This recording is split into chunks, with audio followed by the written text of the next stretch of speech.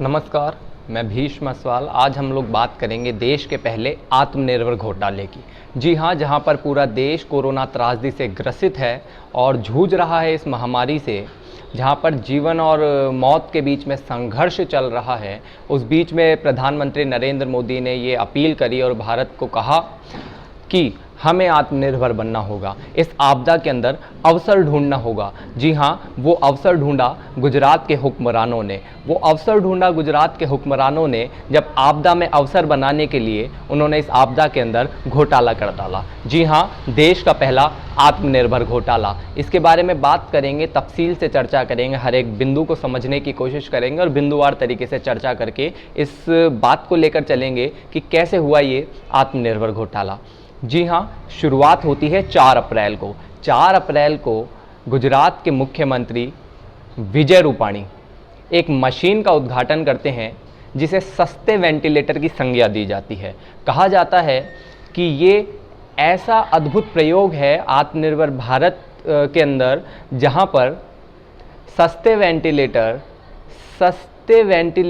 सस्ती दर के अंदर हमें भारत के अंदर उपलब्ध हो रहे हैं, भारत के अंदर बन रहे हैं। और बहुत लंबा चौड़ा सा जाल बुना गया, ये समझाने की कोशिश की गई सभी लोगों को कि सस्ते वेंटिलेटर गुजरात के अंदर आ गए हैं, गुजरात से आ गए हैं।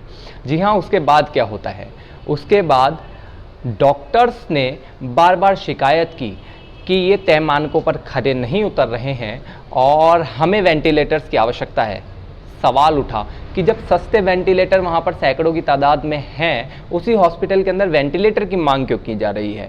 तब जाकर पता लगा कि जिसे सस्ते वेंटिलेटर कहा जा रहा है, असल में वो धमन मशीन एक ऑक्सीजन बूस्टर है या एम्बू बैग है।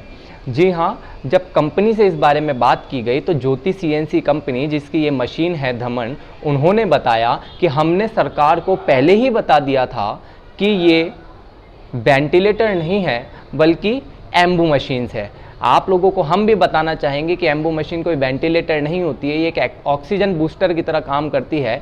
पर इस धमन मशीन के अंदर डॉक्टर्स ने जो परेशानी बताई कि उन्हें आम वेंटिलेटर के मुकाबले इसके अंदर ज़्यादा ऑक्सीजन फ्लो देना पड़ रहा था और फिर भी मनमाफिक नतीजे नहीं आ रहे थे। तो अब सवाल भी उठने लाजमी है।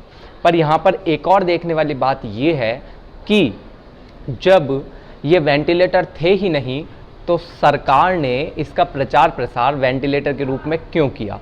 ये बात अलग है कि ज्योति सीएनसी कंपनी के मालिक और गुजरात के मुख्यमंत्री की आपस के अंदर मित्रता भी है और वो किसी से भी हो सकती है, इसके अंदर कोई गलत बात नहीं है। पर जब आप एक संवैधानिक पद के ऊपर होते हैं तो वो जिम्मेदारियाँ लेकर आता है, वो बहुत सारे भार आपके ऊपर लेकर आता है। आप ऐसे ही कुछ नहीं बोल सकते हैं। तो सीएम विजय रूपाणी ने इस धमन मशीन को सस्ते वेंटिलेटर्स की संज्ञा क्यों दी, इसके ऊपर बहुत ज़्यादा सवाल यहाँ पर नहीं उठ रहे हैं। तो यहाँ पर जो सवाल उठते हैं उन सवालों को लेने की कोशिश करते हैं। उन सवालों के माध्यम से आप स्वयं को जवाब दीजिएगा, स्वयं जवाब आप खोजिएगा तो आपको पता लगेगा कि कैसे इस आपदा के अंदर भी घोटाले ने अवसर ढूंढ ही लिया है। तो ये सवाल है कि जब ये वेंटिलेटर थे ही नहीं तो सीएम ने इसे वेंटिलेटर की संज्ञा क्यों दी और सीएम ने इसके ब्रांड एम्बेसडर बनकर इसका उद्घाटन क्यों किया? जबकि एक सीएम का ये तो काम नहीं था कि वो किसी एक कंपनी के या किसी एक ब्रांड के ब्रांड एम्बेसडर बनकर उसका उद्घाटन करे। पर यहाँ पर ध्यान देने वाली बात यह है, जब जीवन और मौत के बीच में संघर्ष चल रहा है और सुरक्षा उपकरणों को लेकर ऐसे मानक पर ये खरे नहीं उतरते हैं तो ये बहुत बड़ा छलावा है देश के साथ। जब ज्योति सीएनसी कंपनी ने ये कह दिया था कि ये वेंटिलेटर्स नहीं हैं तो इसे वेंटिलेटर क्यों कहा गया, इस बात को ठीक से उठाने की और ठीक से पूछने की ज़रूरत है।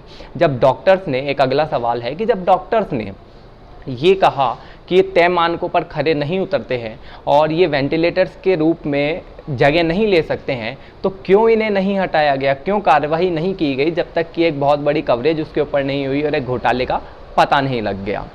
तीसरा यहाँ पे सवाल एक और है कि जीवन रक्षक यंत्रों के साथ में ऐसी लापरवाही के ऊपर सख्त और कठोरतम सजा क्यों नहीं हो सकती है? क्यों उच्च स्तरीय जांच यहाँ पर नहीं हो रही है? क्यों गुजरात के सीएम बार बार जिसे सस्ते वेंटिलेटर्स कह रहे थे, उन एम्बू बैग्स की तय मानकों पर खरा नहीं उतरने पर जिम्मेदारों के ऊपर कार्रवाई क्यों नहीं की जा रही है। जी हाँ, आपदा के अंदर अवसर ढूंढने वाले ये हुक्मरान जो घोटालों की बू जिनके कामों से आ रही है, उनके ऊपर सवाल उठाने वाले सरकारी पत्तलकार, जी हाँ पत्रकार नहीं, वो सरकारी पत्तलकार आज कहाँ हैं। ये सवाल सब आप लोगों से हैं, आप लोगों के लिए हैं। इनका जवाब ढूंढिएगा, जवाब खोजने की कोशिश कीजिएगा, आप सच तक पहुंचेंगे। जहां पर मैं बार बार एक ही बात कहता हूं कि लोकतंत्र के अंदर सिर्फ उंगली पर स्याही देखना ही लोकतंत्र नहीं है, उंगली दिखाकर सरकार से हक के लिए सवाल उठाना भी लोकतंत्र है। बहुत बहुत धन्यवाद। मैं भीष्म अस्वाल फिर आऊँगा आप सभी के बीच में किसी एक ऐसी बात को लेकर जहां पर बात करना बहुत ज़रूरी हो जाता है।